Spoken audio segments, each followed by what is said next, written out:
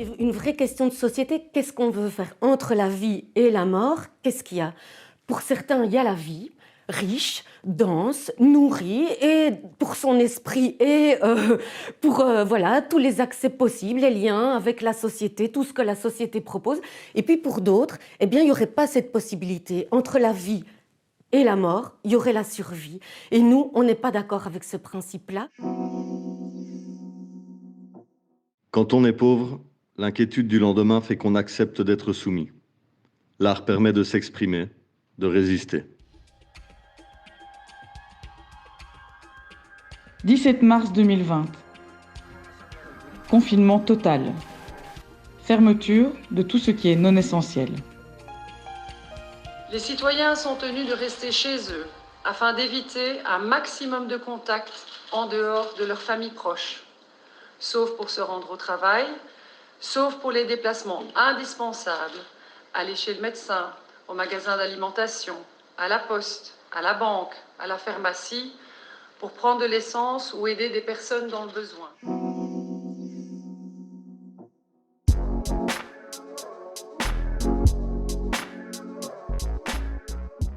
Aujourd'hui, on a besoin vraiment d'une vision politique qui nous permet de nous raccrocher à ce qu'est notre humanité et comment elle veut s'accomplir.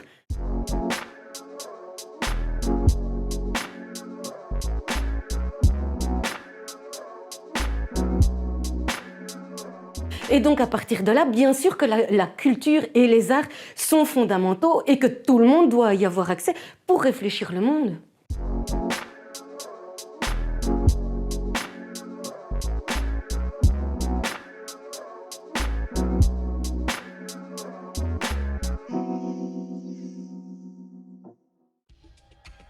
Juillet 2020. Déconfinement partiel. Les lieux culturels sont ouverts avec une jauge limitée. Les groupes sont limités à 10 personnes si le 1,50 m de distance est respecté. Au déconfinement, je me suis senti encore plus seul de revoir les gens reprendre leur vie et moi pas. Pas d'activité en groupe, pas de bénévolat.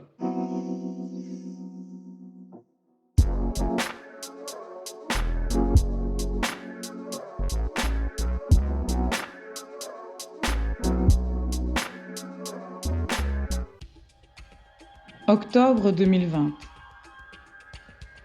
Reconfinement. Les lieux culturels ferment. Les groupes ne peuvent plus se réunir. Imposition d'un couvre-feu. Je me suis un peu coupée de tout. C'était surtout le côté social. On doit se voir en ligne. Parce que donc on restait qu'avec sa famille. Mais à l'extérieur aussi. Aller voir les copains et tout ça pendant longtemps on n'a pas pu. Pour essayer quand même de garder ce contact et je veux pas perdre mes amis. Ça doit être vraiment pénible d'être adolescent maintenant en fait. Action! En fait, dans un premier temps, pour essayer de sortir de cette angoisse, donc de ce blanc, et je crois qu'il y a énormément de gens qui se sont justement retrouvés face à eux-mêmes, et pour eux, c'est un très gros problème de se retrouver face à soi-même, tout d'un coup comme ça, de façon inédite et directe. Donc, on arrête toutes vos activités et schla.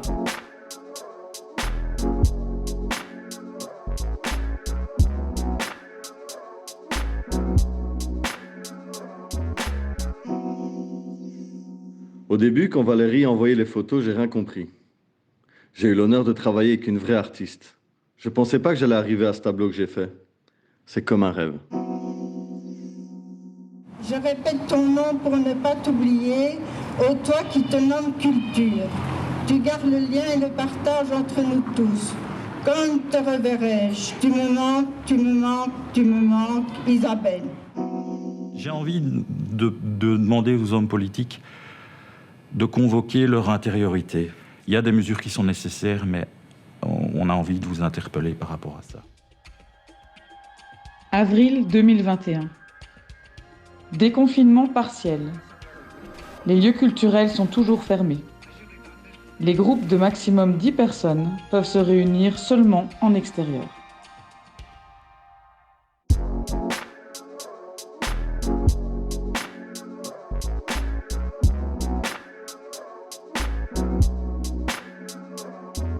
Le monde de la culture a besoin d'oxygène. La culture est essentielle pour préserver le bien-être social et mental de chaque citoyen, en attente d'une bouffée d'air frais dans la cité. Juin 2021. Déconfinement. Assouplissement des mesures. Les lieux culturels réouvrent avec 75% de la jauge. Les groupes de plus de 10 personnes peuvent se réunir.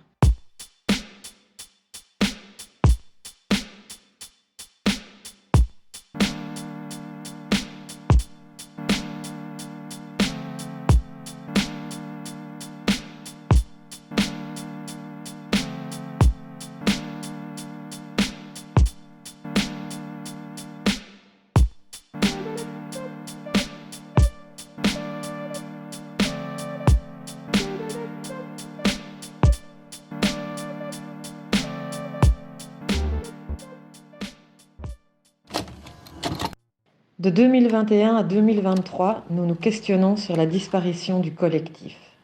Pour les publics et les associations, face à l'augmentation des normes et des contraintes pour accéder aux lieux culturels, faire des sorties individuelles et ou de groupe est devenu particulièrement conditionné. La situation qu'on vit aujourd'hui, c'est vrai que ça peut ressembler au quotidien de pas mal de personnes qui subissent une situation de précarité et qui, de fait, n'ont pas accès à la culture, mais donc non seulement au fait de fréquenter des lieux culturels, mais aussi dont l'expression culturelle peut être aussi confisquée. Décembre 2021. Reconfinement. Refermeture des lieux culturels. Les groupes ne peuvent plus se réunir.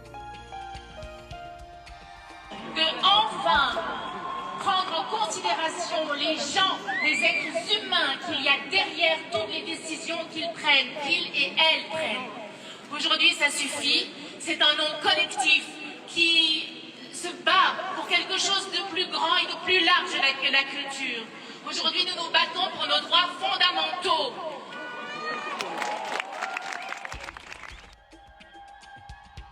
« 30 décembre 2021. Suite à la mobilisation du secteur, les lieux culturels réouvrent. «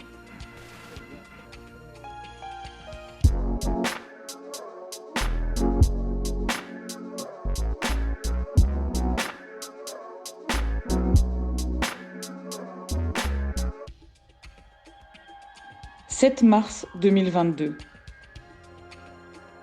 Déconfinement total et levée des mesures anti-coronavirus en Belgique. Déconfiné, oui, mais avec quels impacts? Numérisation des relations, peur des interactions, éloignement de la vie culturelle. Les partenaires sociaux et les publics témoignent à travers une exposition.